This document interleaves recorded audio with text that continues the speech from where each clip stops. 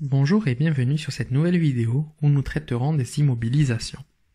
Ce thème sera décomposé en 4 vidéos. Sur la première, et donc cette vidéo, je vais vous définir ce terme, puis je vous parlerai des immobilisations incorporelles et corporelles. Sur la suivante, je vous parlerai des amortissements. Sur la troisième, je vous parlerai des immobilisations financières. Enfin, sur la dernière, je vous ferai un exemple d'application pour reprendre les 3 premières vidéos. Commençons par définir les immobilisations. Cette définition est donnée par le PCG.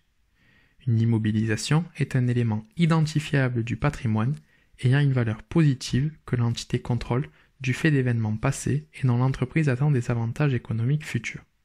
Cette définition pose donc 3 conditions. Il faut que l'élément soit identifiable, il faut que l'entreprise contrôle cet élément, et il faut que l'entreprise attende des avantages économiques futurs. Ce dernier point signifie que l'utilisation de l'élément génère de la trésorerie. En général, une immobilisation reste longtemps dans l'entreprise et est supérieure à 500 €. Les immobilisations se trouvent à l'actif immobilisé au bilan. Il y en a 3 types, les immobilisations incorporelles, les immobilisations corporelles et les immobilisations financières. Les immobilisations incorporelles sont des actifs non monétaires sans substance physique. On va donc retrouver les brevets ou les fonds commerciaux par exemple.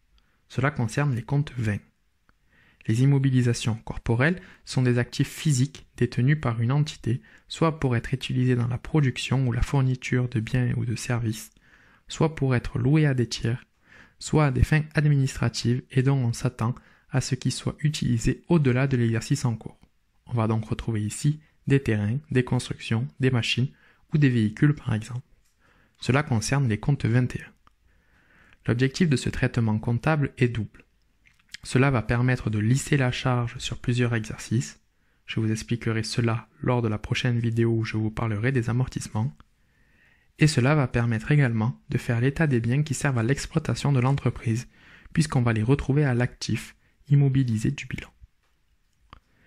Les immobilisations sont par principe soumises à TVA.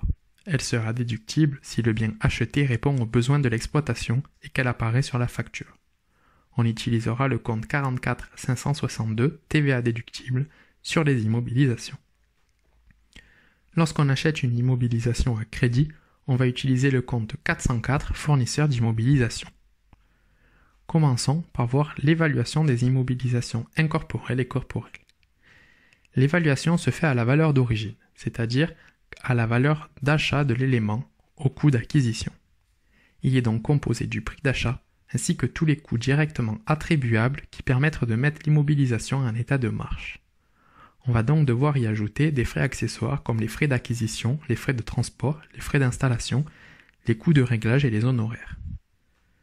Les honoraires concernés sont ceux des architectes, des géomètres ou des experts par exemple. On part d'activation des charges vu que ces charges vont être insérées dans la valeur d'origine de l'immobilisation. On dit que ces charges sont immobilisées. D'autres charges vont pouvoir y être insérées sur option.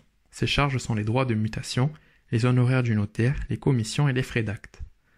Les frais administratifs et généraux sont systématiquement exclus, tout comme les dépenses courantes d'entretien et de maintenance qui sont comptabilisées en charge.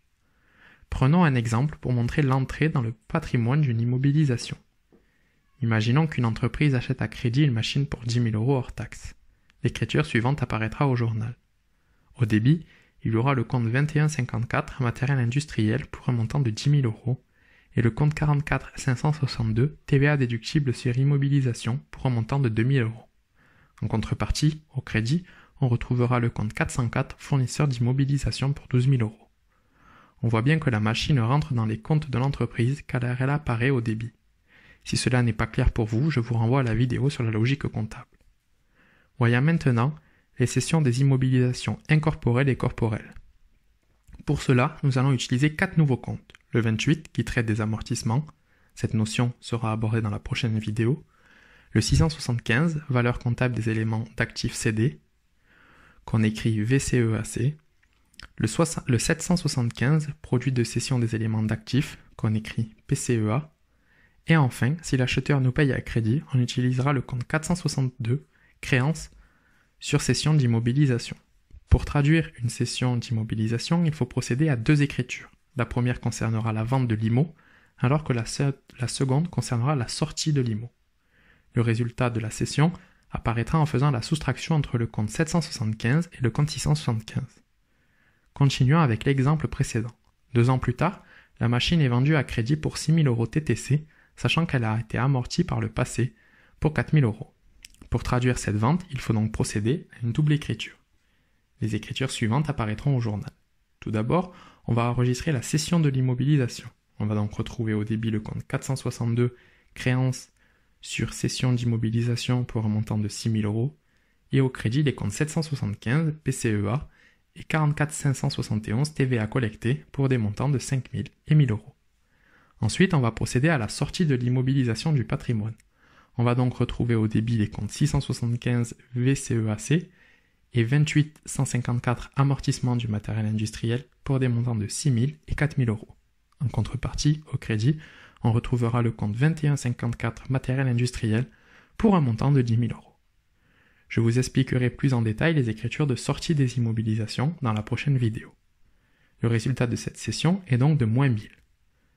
Comme dit précédemment, il est obtenu en faisant la soustraction entre le compte 775 et le compte 675. Ici, 5 000 moins 6 000 €. Voilà pour cette vidéo. Elle est le début d'un thème que je poursuis sur 3 autres vidéos. J'espère qu'elle vous a plu et a pu répondre à vos questions. Si c'est le cas, n'hésitez pas à liker. Si vous avez la moindre question, vous pouvez m'envoyer un message sur Facebook ou Instagram ou directement en commentaire.